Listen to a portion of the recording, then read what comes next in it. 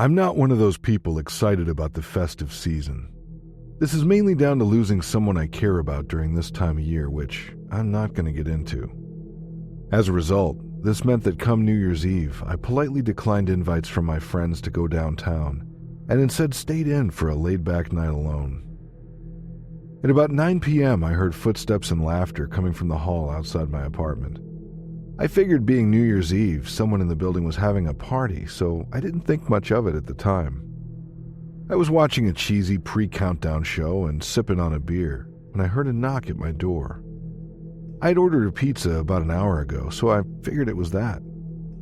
I normally had to go downstairs to collect it, but presumed due to the building being busy, someone else had let them in. I opened the door and saw that it wasn't the delivery person. Instead, it was some guy in a long gray trench coat. I asked him what he wanted, but he didn't reply. Instead, he stared at me with this empty expression. Then he peered past me and craned his neck to see inside my apartment. I told him he must have the wrong apartment, but he just kept staring, so I shut the door on him. I listened on the other side of the door and I couldn't hear him walk away. I didn't have a peephole, so I couldn't check if he was still there.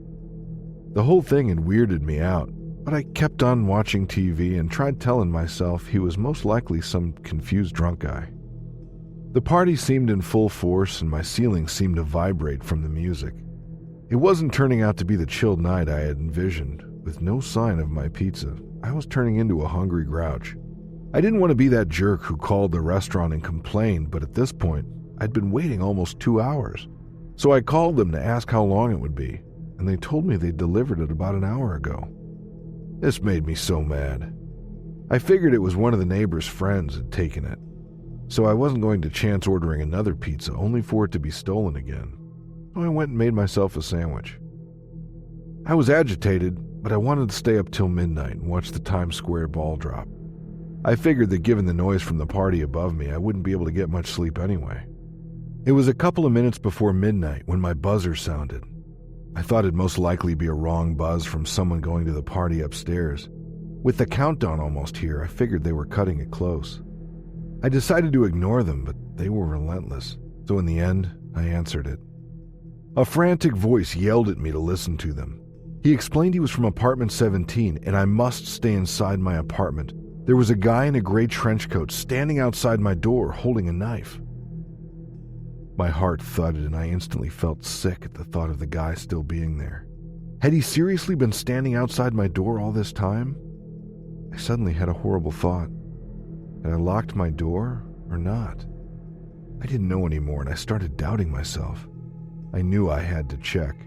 So as I heard the countdown in the background, I crept over to the door, slowly stretched out a shaky hand, and was about to test the door. But exactly as the ball dropped and a roar of celebration exploded from the floor above me, I saw the door handle rattle. Creepy guy was trying to get inside my apartment. I just stood there with my heart in my mouth, terrified that he was going to rush in and attack me. Suddenly, the rattling stopped, and I gave a sigh of pure relief in knowing that I must have locked the door. The police showed up not long after, but by then the guy in the trench coat had gone.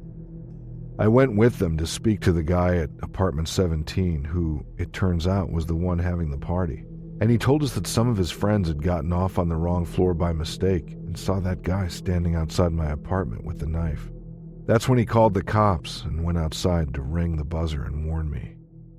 The whole thing left me shaken up. On returning, I checked my mailbox and saw this red stringy stuff covering it. I opened it and found that every slice of pizza I'd ordered that night had been individually pushed inside. It must have been the man in the gray trench coat, as no one else was crazy enough to do something like that. I presumed he must have done it before he came up to my door. I don't know if he picked me for a reason or if it was random. I didn't want to take any chances, so I moved out of that apartment a month later. But still, every New Year's Eve as I sit and watch the ball drop, I always get this gnarly feeling in my chest.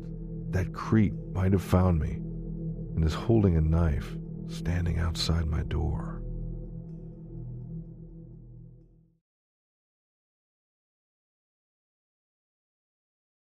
A bunch of my old high school friends were back in town visiting their families for the holidays.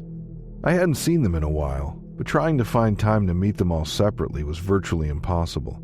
So I decided to have a New Year's Eve party and invite them all, so that way I could hang out with all of them at once. I extended the invite to their spouses, siblings, whoever it was they wanted to bring along. My friends started arriving just after 8 o'clock. I tried being the good host, but it got kind of draining trying to be in multiple places at once. I grew tired of darting from the kitchen to the door, so I messaged the group chat and told them just to walk straight into the house. My friends must have gotten the memo, as I noticed how busy the place was getting. A lot of them had brought partners and friends, so there were a lot of faces I didn't recognize. The last one of my friends to arrive was Craig. I noticed a guy in a green coat walk in behind him, who I presumed to be his friend. He was holding a brown bag with some liquor in it. I hadn't seen Craig in years, so we were high-fiving and just generally acting happy to see each other. As this was going on, I noticed the other guy didn't try to introduce himself, and instead walked through into the kitchen. I was about to ask Craig who his friend was, but then someone spilling a drink distracted me. When I went into the kitchen to get a cloth, I saw the green coat man in there. He had his back to me and was hovering over the bowl of fruit punch. I noticed that he wasn't holding the bag anymore, and then I located it nearby on the countertop. I introduced myself to him, but he didn't say anything. He just gave me this vacant gaze. He didn't even smile. I thought he was kinda strange and decided to ask Craig what his deal was, but then I got sidetracked cleaning the floor, talking to people, and refilling the snack bowls. Then, as midnight neared, things started getting crazy. My one friend came to me and said that his girlfriend had bad stomach cramps and he was taking her to the hospital. Then 2 more of my friends just threw up all over the floor. Suddenly my friends started dropping like flies, clutching their stomachs, writhing in pain and throwing up. It was complete carnage.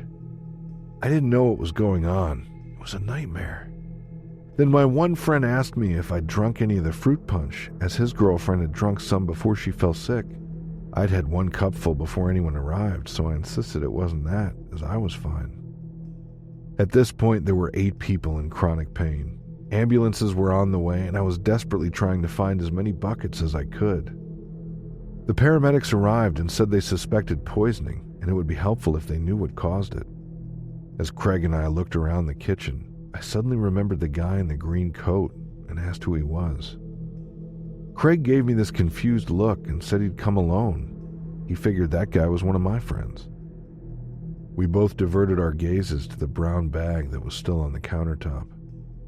Inside was an unlabeled bottle with a trickle of liquid at the bottom. By this point, the paramedics had left, so Craig drove us to the hospital to hand in the bottle. They took it and told me to call the police. I was completely freaked out after that, so when Craig dropped me back home, he helped me search the entire house to check the green coat guy wasn't hiding somewhere. We looked everywhere, but we found no signs of him. Luckily, everyone who had been poisoned recovered, but it could have been so much worse. The police never found that guy. Knowing there's someone out there capable of gate-crashing a party and poisoning strangers like that is super disturbing.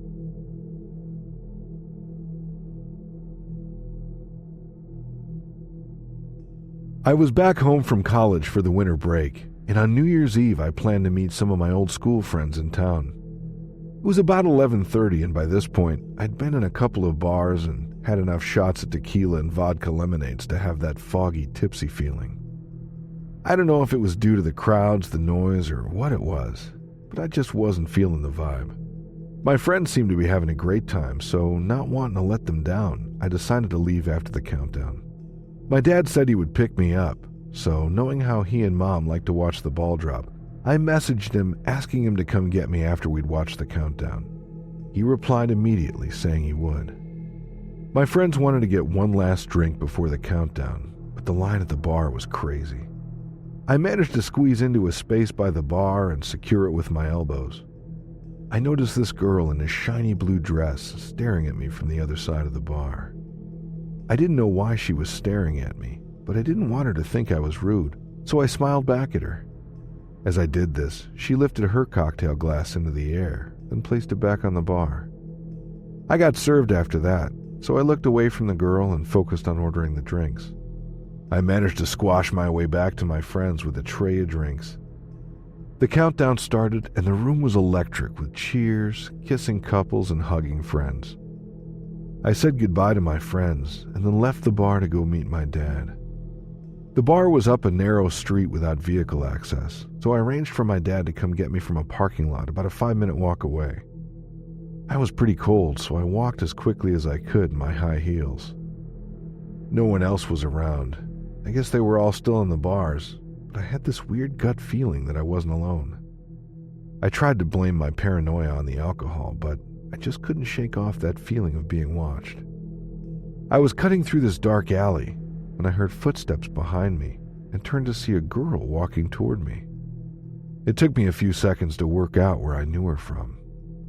She was the girl in the blue dress who had been staring at me from the bar. I found it strange that she would be here at the same time as me and wondered if she'd followed me. She walked up to me, reached out, and held my hand. And in this over-familiar voice, she said, "Hey, Rach, there you are.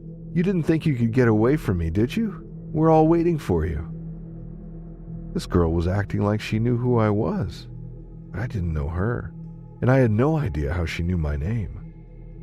I told her I couldn't go with her as I had somewhere else I needed to be, but she wouldn't let go of my arm.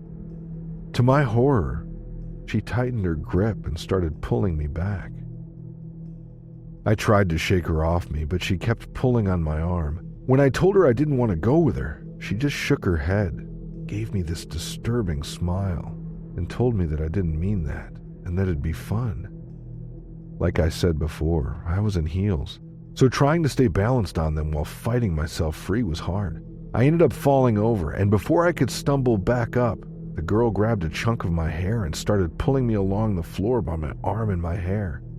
I tried hitting her off me, but I felt my body scrape along the cold ground. I noticed this van stop at the end of the alley, and a man dressed in black stepped out and opened the back of it, and slowly started walking toward me.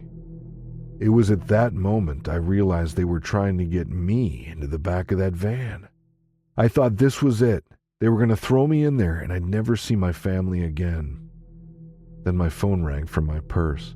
This distracted the girl enough for me to use every ounce of strength I had to pull free of her grip and scramble away from there. I ran away and didn't dare look back to see if they were behind me. I only allowed myself to stop when I saw my dad getting out of his car with his phone in his hand.